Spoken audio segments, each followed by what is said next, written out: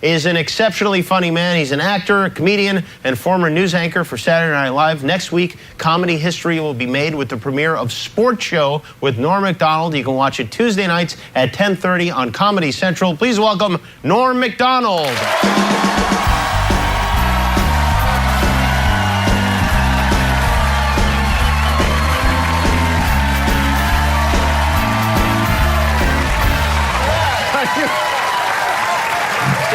How's it going, dude? Good. You scared me. Why? I don't know. I felt like you were coming to attack me or something. No.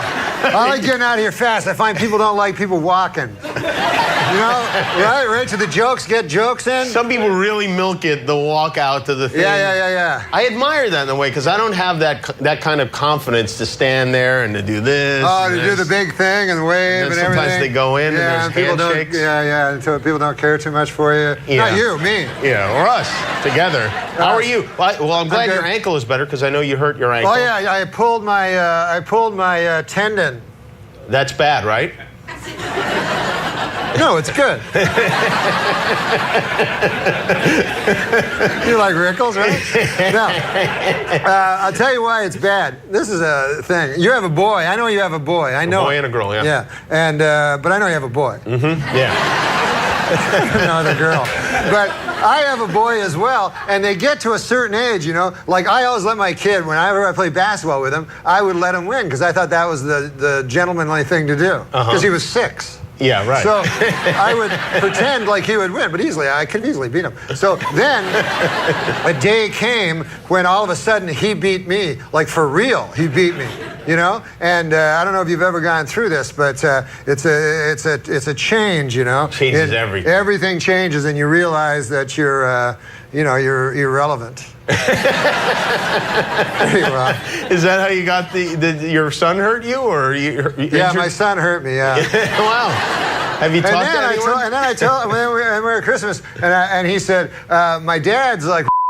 He said he can't even. He never beat me in my whole life. He never beat me at basketball. And I said, no, I let you win when you were a kid. He's like, yeah, well, you got proof of that, you know? Yeah.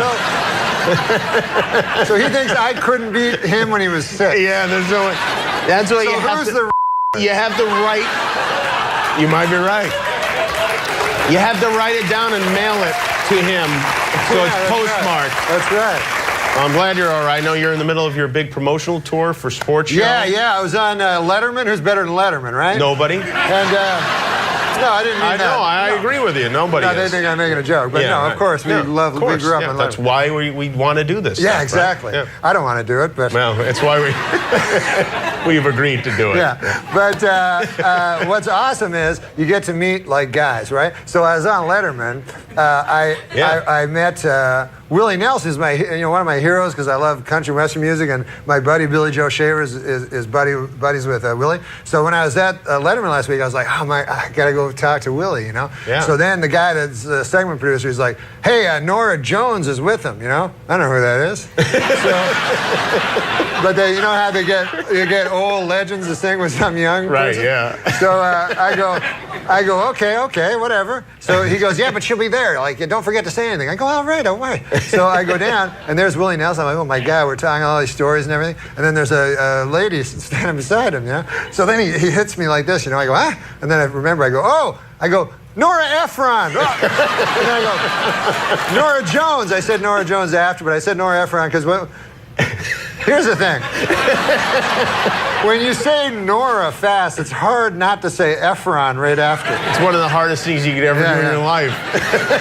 But it's hard for me. It's hard for me with the people, and especially the ladies, to remember because many of them look alike. And all women look alike to you? Sort of. What about you? Ever see them old movies? That's when they really. It'd be like you know, if you ever try to.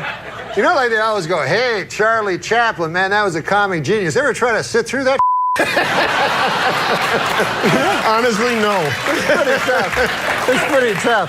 But in the 1920 movies and stuff, you'll see the ladies back then, and they'd all have big, round, white faces, you know, and some hair up here. And then they would look like everybody else, but then they'd say, that one's gorgeous. And you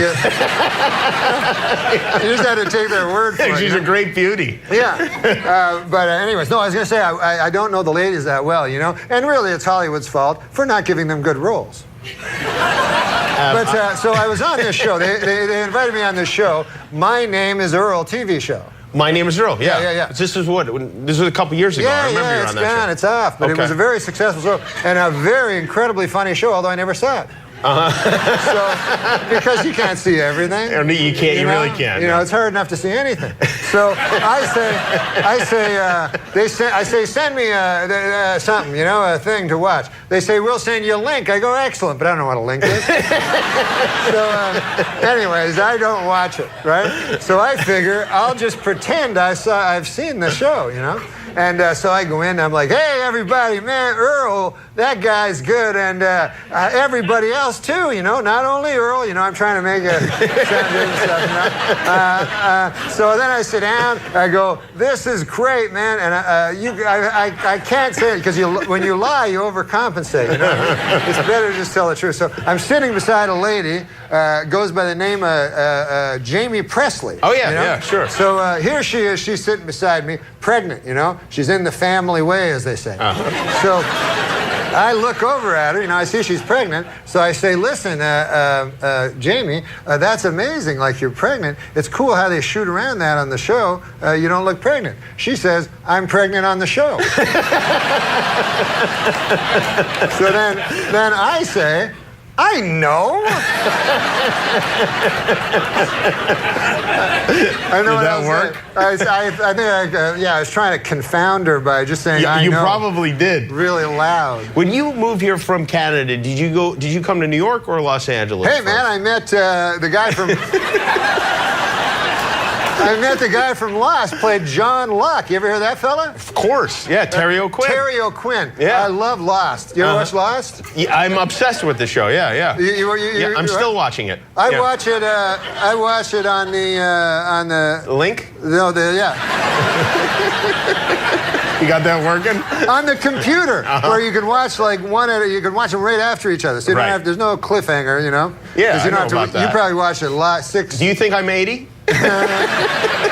No, you probably watched the show, though. I did. I watched it during. So that must have been incredibly frustrating. No, it wasn't. Why would you say that?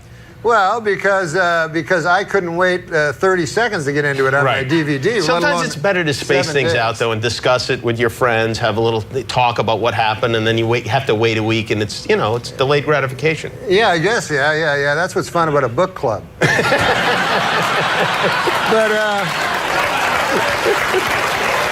But here's the thing. Where are you in the run of Lost? I'm finished. I'm finished. But I realized something around season 3 that these guys that wrote the Lost, they didn't know they were going for 6 seasons. So they did not have this planned out. You don't think they did? No, they did not write a 400-hour TV show that then cut it up. They didn't know when they were going to get canceled. So then they're just making up stuff and everything, and then crazy things happen. They didn't get canceled though. They planned to end they ended the show early. That was their ending? Yeah. Oh, yeah. That's even worse. If that was their ending. That was their ending. I do not like, I don't like ambiguous endings. I want to know. I don't want to try to figure it out. What about the Sopranos ending? Did you like that? You didn't care for that? I want to know. I don't want to be left. Like, I remember this movie, Lost in Translation. Bill Murray, couldn't love the guy more. But you ever remember that movie? Yeah. At the end of the movie, you see it, it's all good and everything. He runs through the crowd, whispers into Scarlett Johansson's ears. They don't have him mic'd. That's unforgivable. You're like, what? And then they're like, yeah, you figure it out. I'm like, me? I'm supposed to figure it out? I'm watching. This is what I like to do. I like figuring out movies in the same way. That would be like me going, hey, man, I'm going to buy a car. I think I'll go down to Detroit, see if they need any help welding. Right? I can't believe you're not American. It makes no sense to me. Don't we got to do a commercial, though? Yeah, we do. We're going to do a commercial. We're right back with Norm Macdonald, the sports show.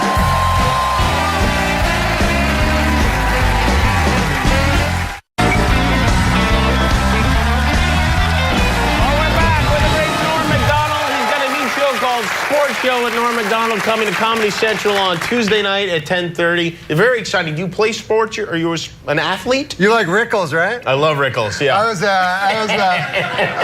did a movie with Rickles, right? Uh-huh. So it's so awesome. Dirty Work, right? Dirty Work, yeah. So it's so awesome. I like it. So it's so awesome. So he couldn't remember he couldn't remember any lines, you know. So I'd go like I'd write something that I thought sounded like Rickles. Like I go, hey, say Don, say this to Artie Lang, you know. Say Baskin Robbins called me today, and they're down to 3 flavors. You know? So then he goes, look at you. He goes, Baskins and Johnson called me today. He goes, and you know what they told me? They told me you ate all their ice cream. All the ice cream. Tubs and tubs of ice cream. And now, they don't, it's like 45 minutes in. But this is the funniest, man. You don't give Don Rickles lines. I tell you, man. You let him come up with his own. You gotta let him go. Yeah, that's right. But Rickles, man, he's the real deal. He's the best. Yeah. He's the funniest guy. And so that week, Sinatra was on his deathbed. Frank Sinatra. Frank Sinatra, Rickles', close friend, Sure. you know. So at lunch, I was like, people were like, should we mention Sinatra? I don't think we should mention it, bum him out, you know. So, but then I said, I don't want to ask him, you know. So I said, hey, Frank, hey, Don, have you talked to Frank lately, you know? And he goes, yeah, I saw him last week. There was a lot of this.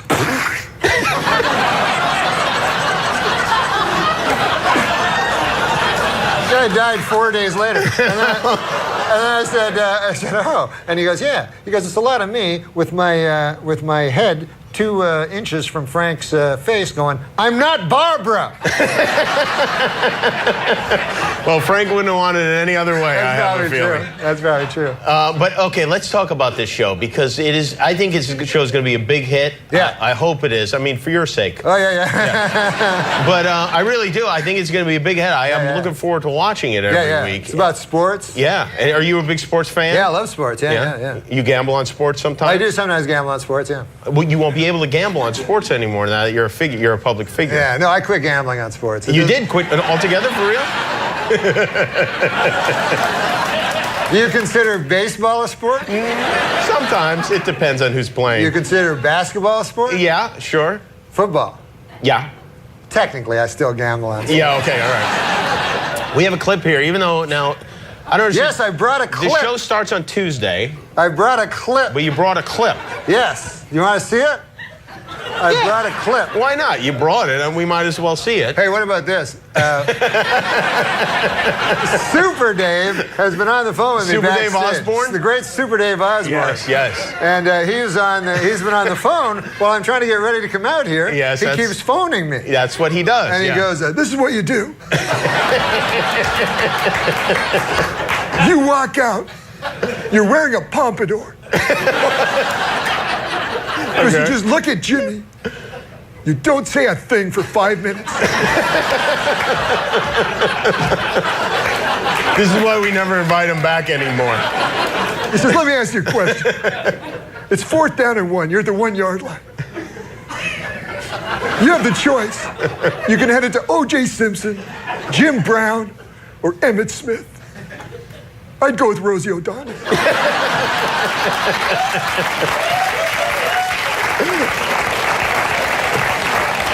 Then you got Kirstie Alley in the hole and Wendy O. Williams behind her. Wendy O. Williams is the... Wendy O. Williams? He's a punk singer or something, right? No, I think he meant Wendy Williams, but he said, Wendy O. Williams is the lone second. I think he was a little confused. You don't want to show the clip, do you? I'll show the clip, Let's show the clip. This is from Sports Show. Take a look.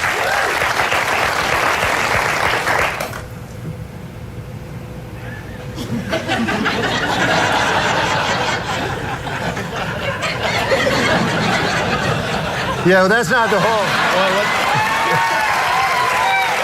There's more. There's more. Oh, there is more. Yeah, that's not the whole clip. Okay, There's more than that. There.